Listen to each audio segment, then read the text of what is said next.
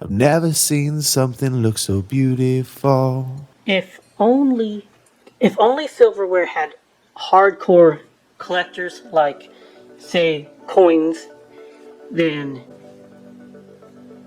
errors and errors of manufacturing nature.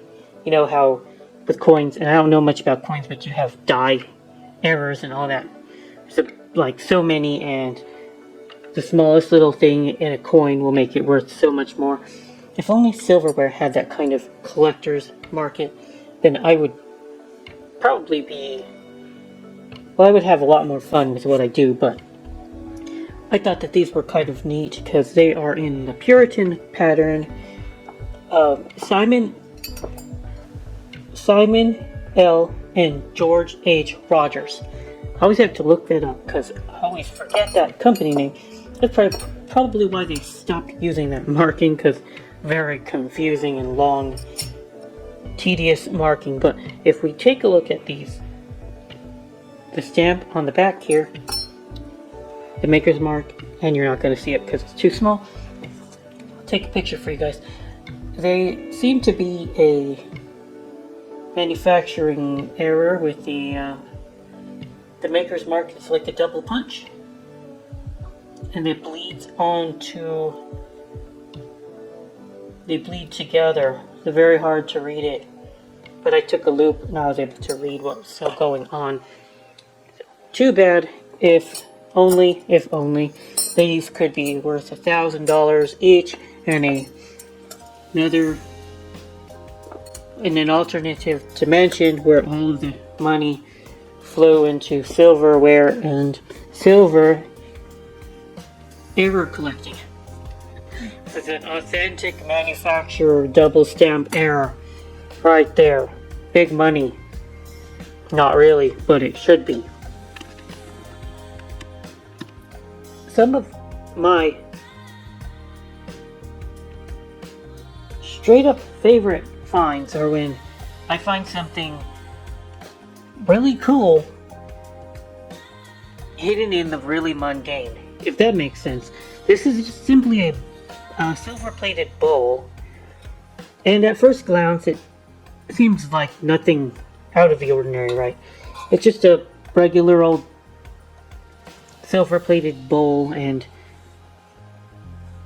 probably hundreds of these are being scrapped and thrown into the scrapyard every day.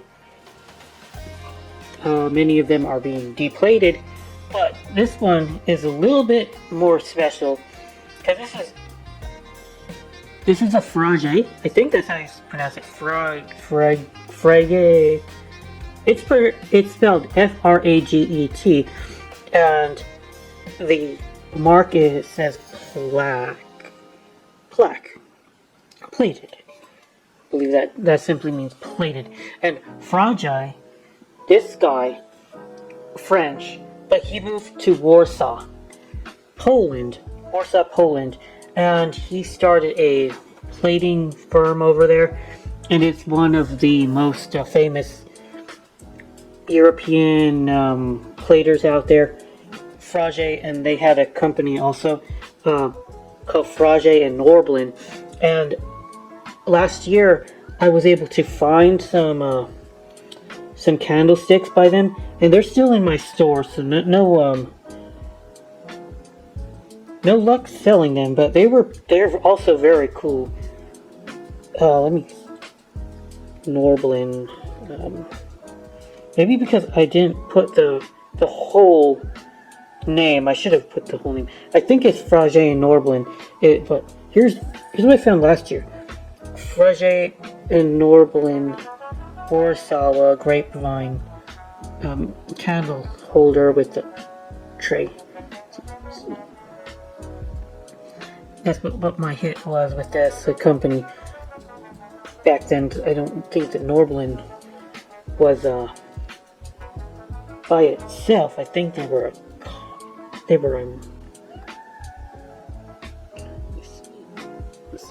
Frage. To get rid of I have to watch an ad right now. Now we're on silvercollection.it, one of my favorite sites. I've shown this to you guys plenty of times.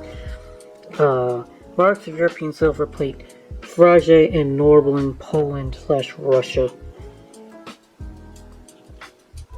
So somebody is writing an article on behalf of this website. It looks like they visited Moscow and found a strange object container in the form of a traditional wooden Russian barrel. Okay, so basically they're talking about this time period. Let's see.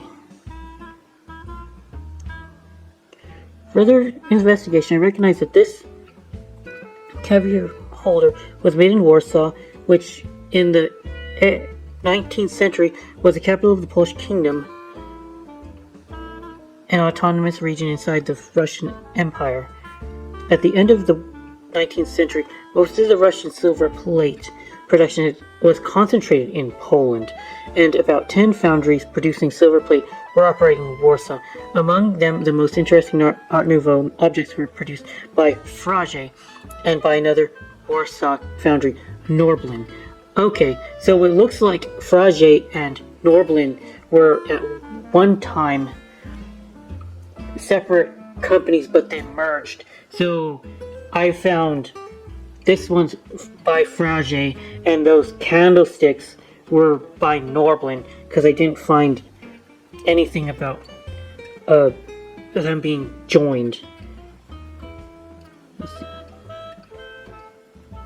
Norblin, yeah, that's the mark of these, Norblin, and this mark is Frage.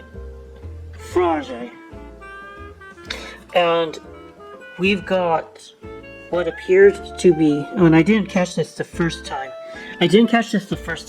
but on this marking on these candlesticks by Norblin, they have the Imperial Double Eagle of Russia, and my piece also has the Imperial Double stamp of Russia here. Double Eagle stamp. Hopefully, you guys, it's coming up for you all. There we go. I think that shows the mark pretty good. So, Russian Federation,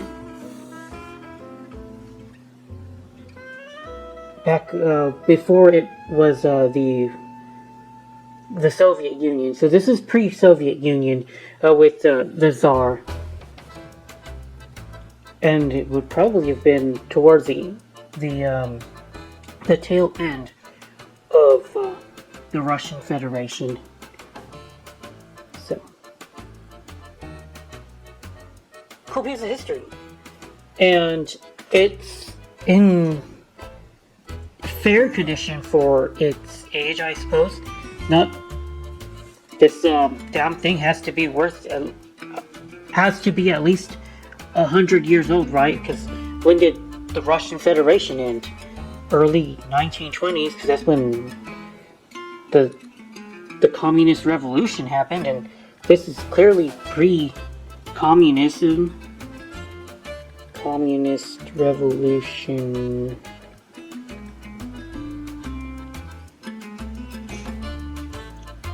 (1917). So this has to predate 1917. That makes it over 100 years old, at the very least. At the very youngest. So it's in fair shape for that age. But unfortunately there are a lot of surface scratches. It's been certainly pushed across many a table. Probably had its fair share of scratches from other things in its life history. And the worst thing is that the double headed eagle mark of Russia is very scratched up. But hopefully you guys enjoyed this. Just a quick little video on finding some interesting things in mundane items, and I really like when I find that.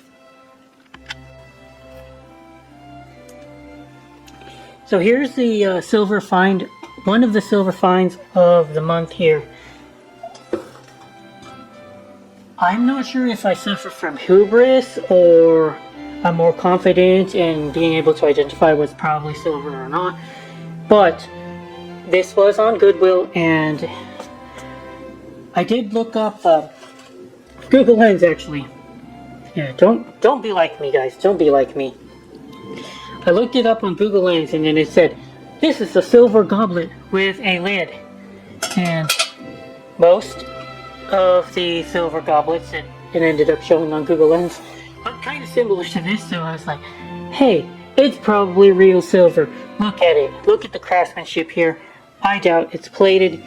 Let's bid." And then it went to like, $770, I think. And I kind of got a little, I'll almost say reckless, but I was pretty sure it was really silver. I was pretty sure it was. Let's see, what did I pay for this? Let me see my shipped orders here.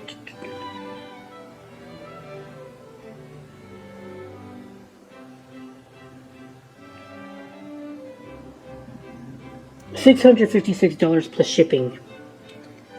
For this, they called it a burial urn, floral etched design and molding. And here's the picture of the piece. And you notice they didn't really put any hallmarks in the picture, but I think what I did, I think what I did was I was like looking at this, like right there, right here.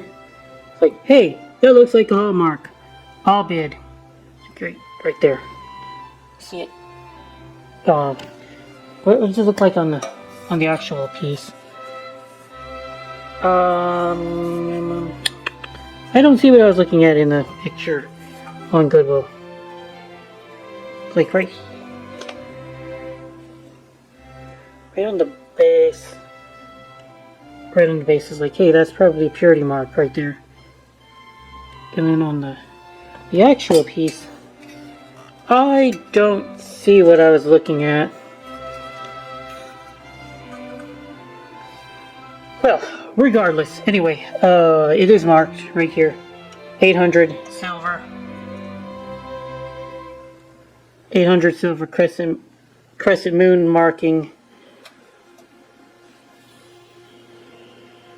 So, at least it's silver.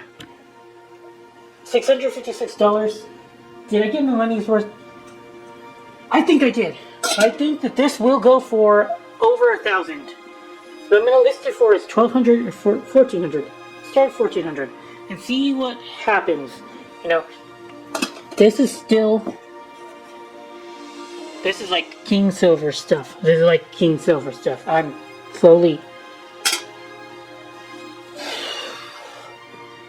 slowly feeling like Icarus flying towards the sun, kind of, sort of, in a way. But I haven't made a huge error yet, so hey, it is what it is, right? Cool stuff.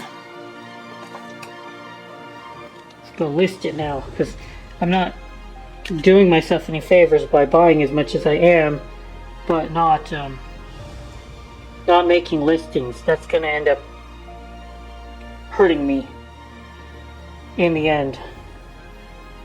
But well, I don't know what to make of the maker though.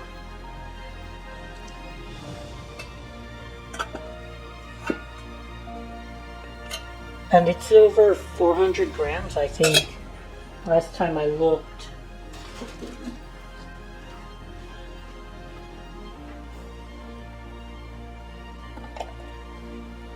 $436 grams of 800 silver. Currently, it would melt around what I paid for it. But why would I melt this, right? Silver chalice with lid. Let's go see what I have on eBay that looks kind of similar to this, because we can kind of find prices and whatnot. So this one is 800 silver chalice with lid. They do have the marking here, similar to mine, similar to the marking that's on my piece, but mine's a little bit more eclectic, not overly so. I think they're about the same quality, don't you guys think so? This solid silver chalice with a lid is an antique German made in the 20s.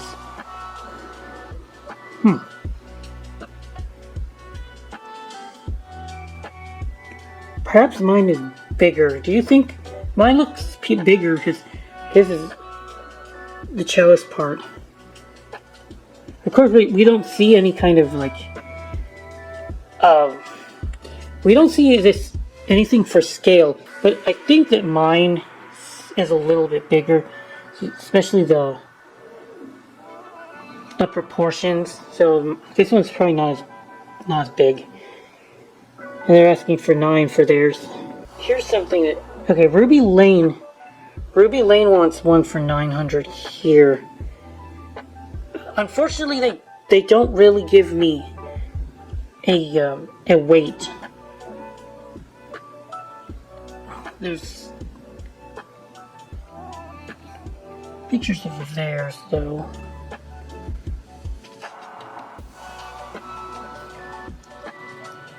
So I suppose it's worth whatever somebody will pay me for it, I guess. But this is similar. This is the closest to mine. And again, I think mine is heavier.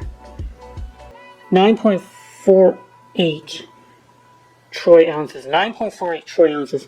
And mine would be, we got 434, right? 434 divided by, and then we're dividing by 31. So mine is 14 troy ounces. Mine is 14 troy ounces. That's I think 1200 to 1400 is justified. So that's what I'm gonna ask for it. Rough stuff. I'm nervous, but let's try to get this sold.